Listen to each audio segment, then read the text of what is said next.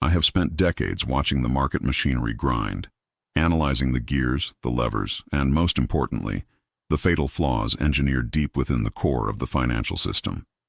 And if there is one thing that absolute clarity grants you, it is the devastating realization that almost everything the average person holds as an investment, the supposed pillars of stability, the retirement safety net, is not merely risky, it is structurally unsafe.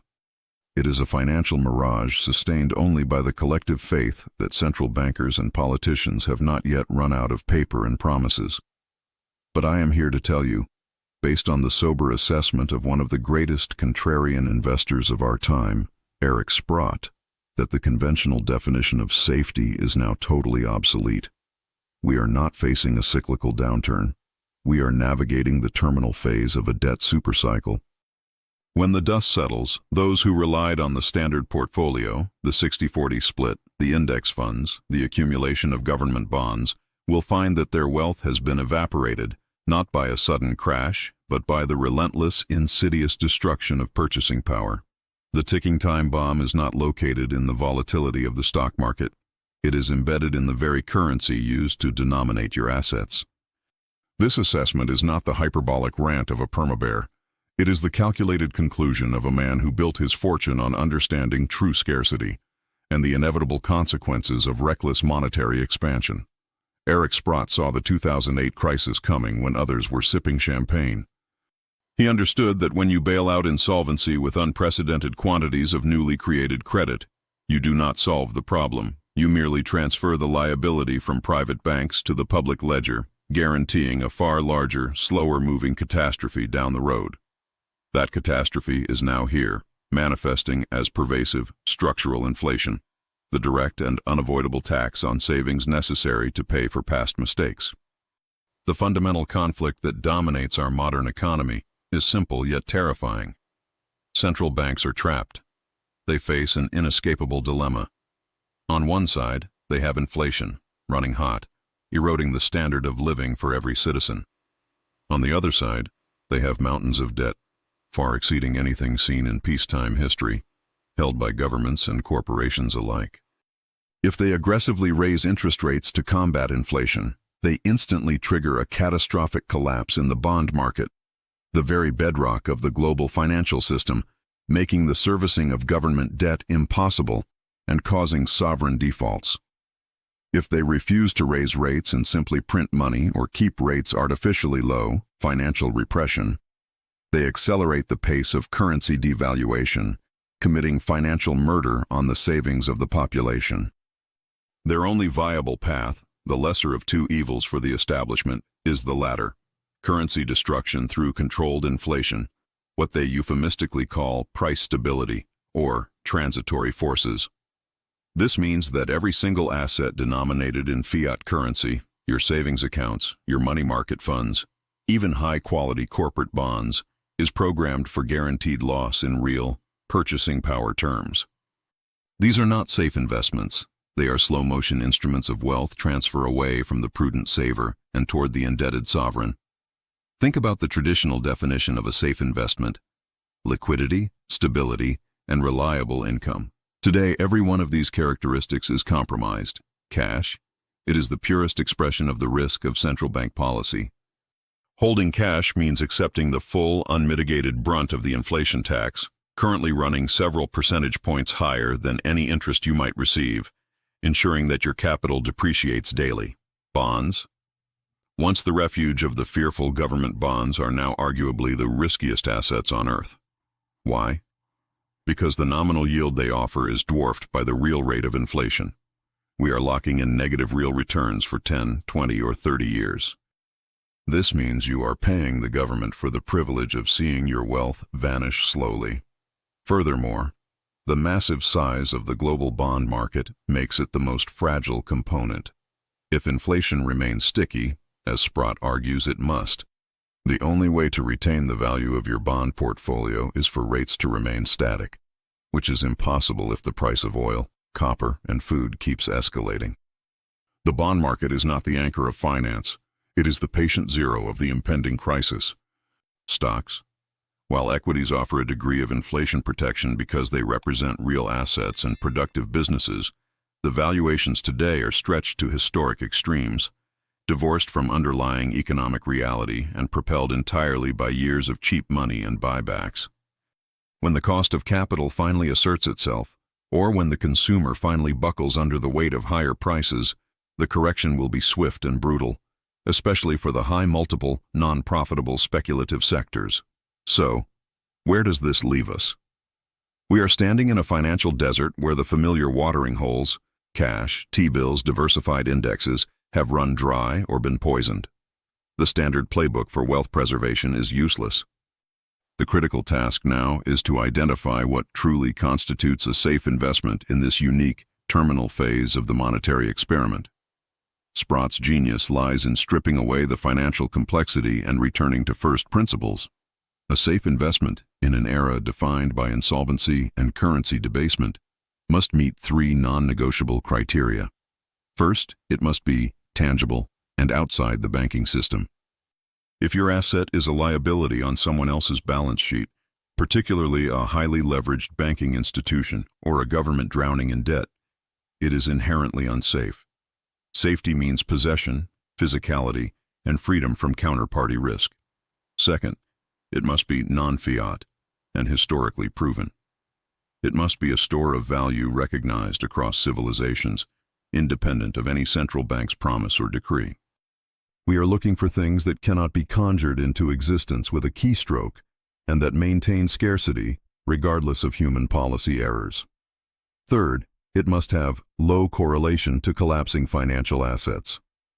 When the bond bubble finally bursts and equities follow suit due to margin calls and deleveraging, your safe investments must stand apart, providing sanctuary and retaining their purchasing power. This brings us to the core of Eric Sprott's radical but necessary conclusion. There are only three categories of assets left that fulfill these stringent requirements for preservation. Only three islands of safety remain in this rising financial tide. To ignore this truth is to gamble your retirement on the hope that mathematics and history will suddenly stop applying to monetary policy. Let us delve deeper into the systemic failure that necessitates such radical action. The core mechanism destroying wealth is what central banks must do: perpetual quantitative easing and deficit spending. The government can no longer afford to fund itself purely through taxation and genuine borrowing. It must monetize its debt. This means the Federal Reserve is buying its own government's bonds, injecting trillions of dollars of new liquidity, M2 money supply, into the system. When M2 expands rapidly while the velocity of money, how often money changes hands, remains relatively stable or slowly increases, the inevitable outcome is higher prices, that is, inflation. The central bankers try to confuse the public by claiming this is supply-side inflation, a temporary disruption due to shipping or war.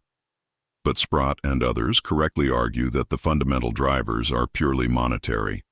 The supply chain issues merely provide an accelerant and a convenient excuse. The fire was lit years ago by reckless money printing. To understand the scale of the danger, consider the sheer size of the debt. The world is swimming in unfunded liabilities, and the only escape route is inflation, which works like a gradual, invisible default.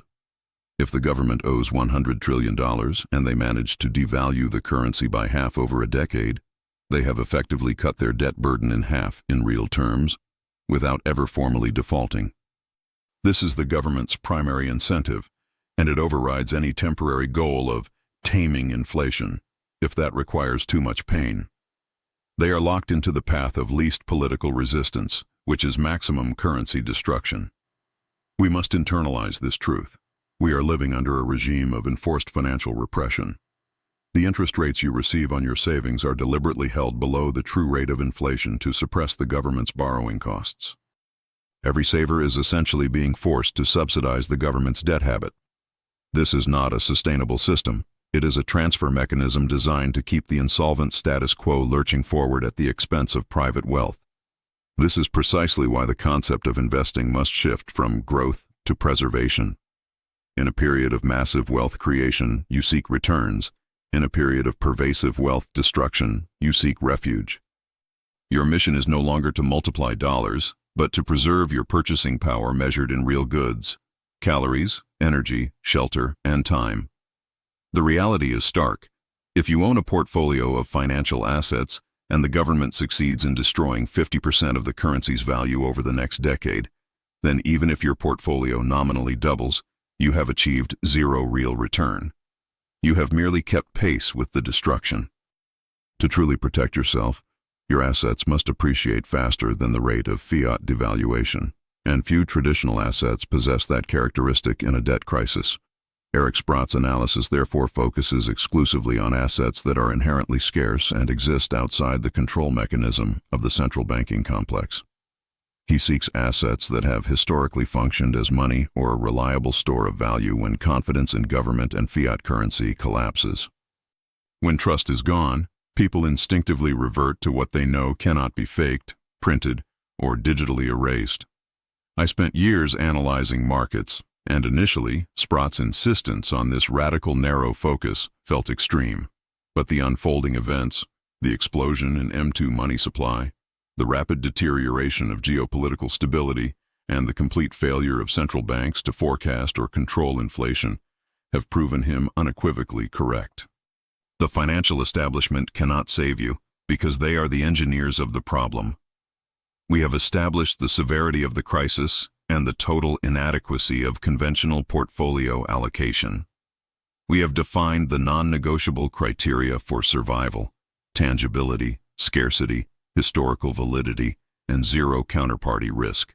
Now, we must identify the specific lifeboats.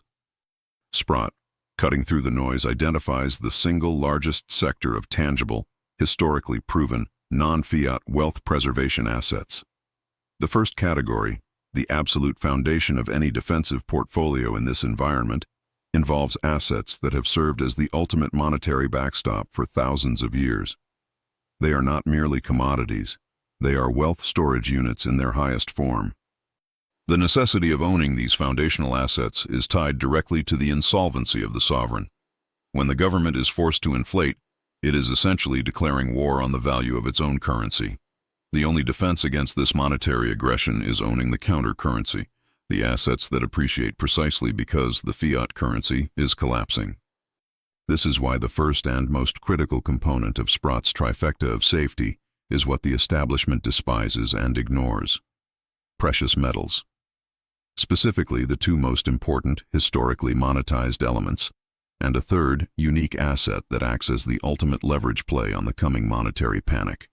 We are not talking about paper derivatives or exchange-traded funds that hold promises. We are discussing physical assets, securely held, outside the reach of a panicked banking system.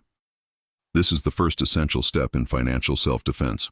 If you do not have exposure here, you are failing the most basic test of wealth preservation in an environment of engineered fiat devaluation. The first pillar is the bedrock, the one thing that central banks cannot conjure away. But even within the sector of precious metals, there is nuance. Simply holding the obvious choice is only part of the solution. Sprott's thesis pinpoints specific exposure that offers maximum protection and explosive leverage when the inflationary debt crisis inevitably forces capital out of financial assets and into the tangible world. This sets the stage for the definitive revelation of Eric Sprott's 3 and only 3 safe investments left in this treacherous era. We now know the enemy, fiat destruction, and the defense mechanism, tangible scarcity. It is time to name the assets that will shield your wealth through the coming storm, allowing you to transition from being a victim of monetary policy to a sovereign survivor. The cascading failures we observe today are not anomalies. They are the inevitable consequence of decades of financial engineering divorced from reality. We have spent the entirety of the 21st century living in a false paradigm where the cost of capital was artificially suppressed, where risk was socialized, and where every economic problem was met not with discipline, but with the creation of more money. The system, like a massive dam holding back an ocean of debt, is now showing cracks too numerous to plaster over. The structural integrity is gone, and the water is seeping through. You must internalize this truth. Safety, as defined by the last 50 years, no longer exists. A bond is not safe. It is a promise to receive currency that is guaranteed to depreciate in value. A bank account is not safe. It is an unsecured loan to a fractional reserve institution, backed by a government that is itself insolvent.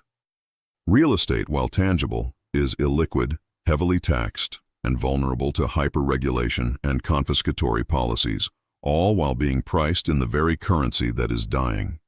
We are looking for sanctuary, and that sanctuary must be found outside the purview of the debtor class, which is to say, outside the government and the central banking complex. The path we discussed, the path of analyzing the system's weaknesses and understanding the mechanism of fiat currency destruction, leads inexorably to a very narrow conclusion.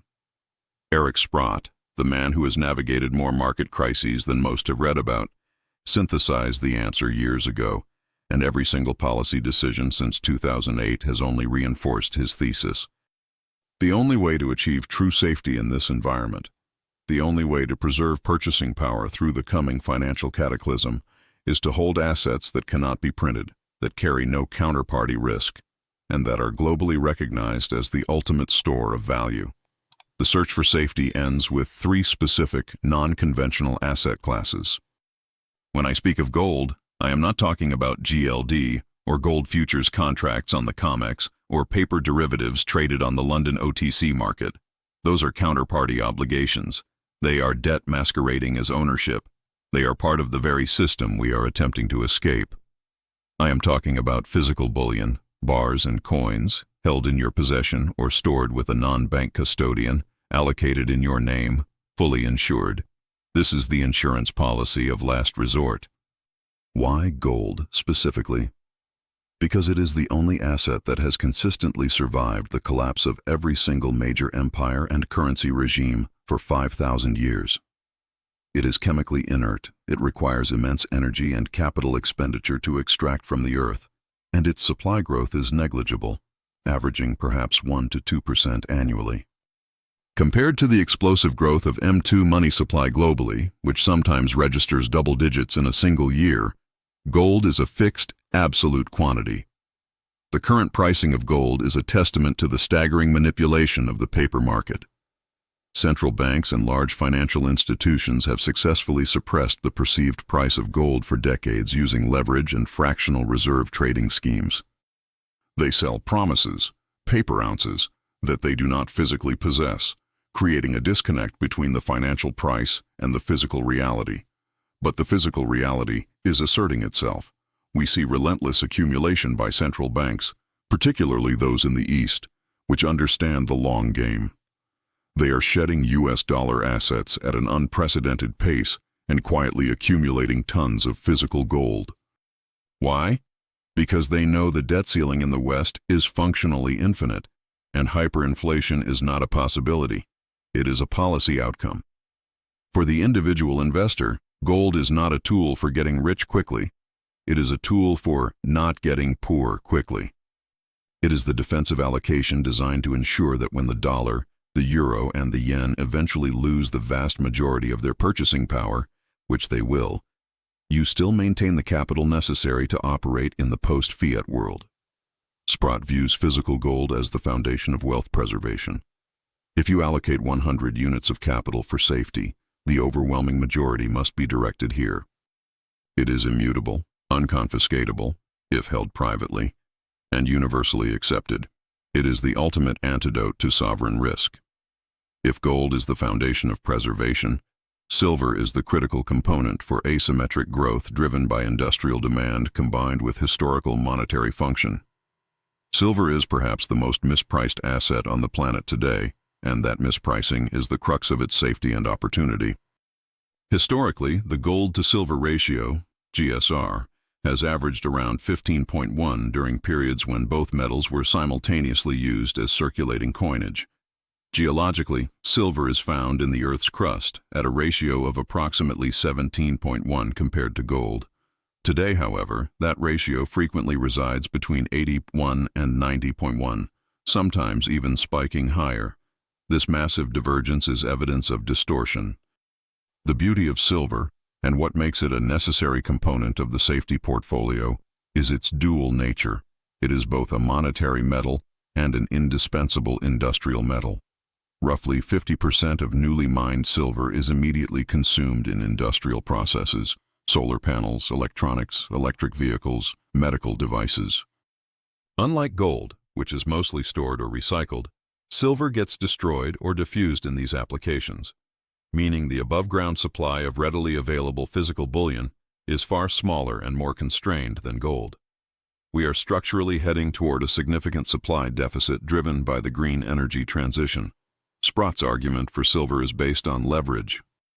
When the world loses faith in fiat currency and turns to monetary metals, the limited supply and smaller market size of silver mean that inflows of capital cause far greater price volatility than they do in the gold market.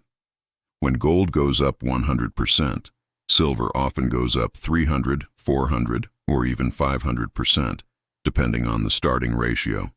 But here is the critical safety component. Like gold, it is a non-counterparty asset. It is a physical claim on wealth that requires no third party to honor a promise. If you hold physical silver coins or bars, stored securely, you hold a tangible asset whose value is guaranteed to rise as the currency declines. It offers the same protection as gold, but provides immense leverage to the systemic failure that the central banks are engineering.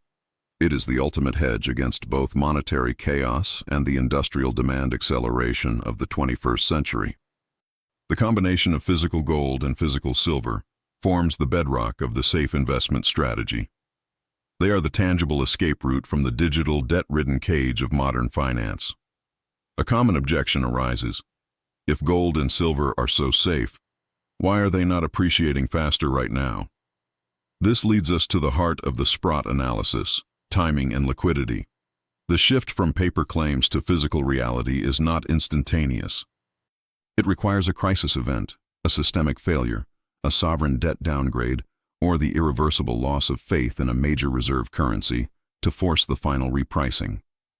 We are currently witnessing the late-stage attempt by financial institutions to manage this shift in an orderly fashion. But history shows that these processes eventually become disorderly. When that happens, the price discovery mechanism flips from the paper trading halls of London and New York to the physical vaults of Switzerland and Singapore. When that happens, the premiums on physical metal explode, and the true, inflation-adjusted value of gold and silver will be revealed. This brings us to the final and most aggressive component of the safety thesis. If the first two pillars are about preservation and security, the third pillar is about maximizing the returns when the inevitable repricing occurs, turning preservation into generational wealth accumulation. This is where expertise and due diligence become paramount, because not all miners are created equal. In fact, most are poorly managed, heavily hedged, or located in politically precarious jurisdictions. Sprott argues that once the price of physical gold and silver breaks out decisively, driven by monetary panic, the true beneficiaries will be the companies that physically extract the metal from the ground. This is due to operational leverage. Consider a mining company with an all-in sustaining cost, AISC, of $1,500 per ounce of gold. If the market price is $1,800, the company makes a profit of $300 per ounce. If, due to monetary panic, the price of gold doubles to $3,600, the mining company's revenue doubles, but its profit per ounce jumps from $300 to $2,100, a seven-fold increase. This extreme operational leverage turns well-run mining stocks into wealth engines during periods of monetary inflation. But here is the safety component within this riskier segment. 1. Selectivity. We must strictly choose companies that are unhedged. Hedging means selling future production forward at today's price. If the price of gold doubles next year, a hedged miner is locked into the lower price, nullifying the operational leverage.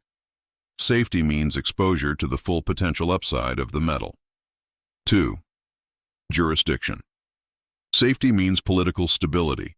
Focus on miners operating predominantly in secure first-world jurisdictions, e.g., Canada, Australia, specific parts of the U.S.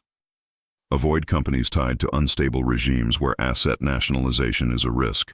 A stock trading at a 10-year low because it's in a dangerous country is not safe, regardless of the potential ore body. 3. Balance sheets. Look for miners with strong, pristine balance sheets, low debt, and proven management teams who have experience navigating the cyclical nature of the industry. The time for reckless speculation on unproven juniors is not now. The time is for high-quality producers or near-term producers with substantial reserves. Sprott's investment philosophy here centers on using the miners as a highly leveraged call option on the physical metal. It is not an alternative to holding the physical metal, but a multiplier effect. When the crisis hits and the metals begin their ascent, the cash flow generation of these select miners will be astronomical, leading to massive stock repricing, dividends, and potential mergers and acquisitions. This is the mechanism for capitalizing on the safety of the physical assets. We have established the conflict, decades of debt accumulation against finite monetary metals. We have established the only three safe assets that exist outside the debt structure: physical gold, physical silver, and select mining equities. The question that remains open for many is why the current central bank policies guarantee the crisis rather than merely suggesting it. The answer is simple mathematical insolvency. Central banks cannot stop inflating the currency without causing a total collapse of the banking system, corporate debt markets, and government financing. If they stop printing, interest rates soar, borrowing costs become untenable for governments drowning in debt, and the system freezes. Therefore, their only recourse is to continue debasing the currency through money printing, quantitative easing, yield curve control, etc. This cycle of debasement creates a positive feedback loop for gold and silver. Every time the Federal Reserve or the ECB admits they cannot taper, or when they print another $1 trillion, they are functionally underwriting the higher future prices of the precious metals. They are, in essence, the metal's most reliable marketing department. The safety of these three investments is derived entirely from the unsafety of everything else.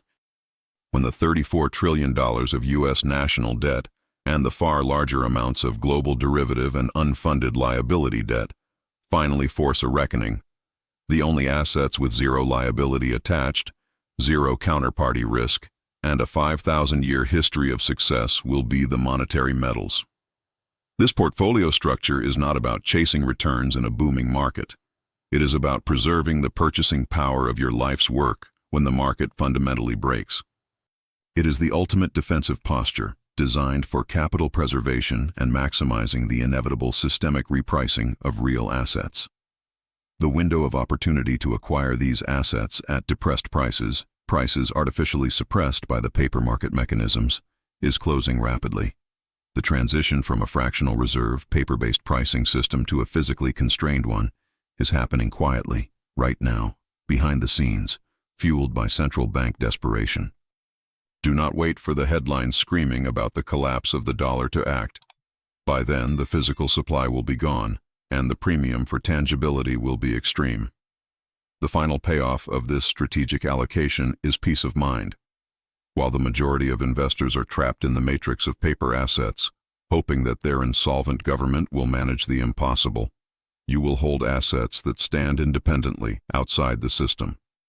The only remaining safe investments are physical gold, physical silver, and the select mining equities that harness their inevitable repricing. Your action today must be decisive. Immediately audit your portfolio, eliminate assets reliant on third-party promises, and begin the calculated, methodical accumulation of these three pillars of tangible wealth. The time for caution is over. The time for preparation is now.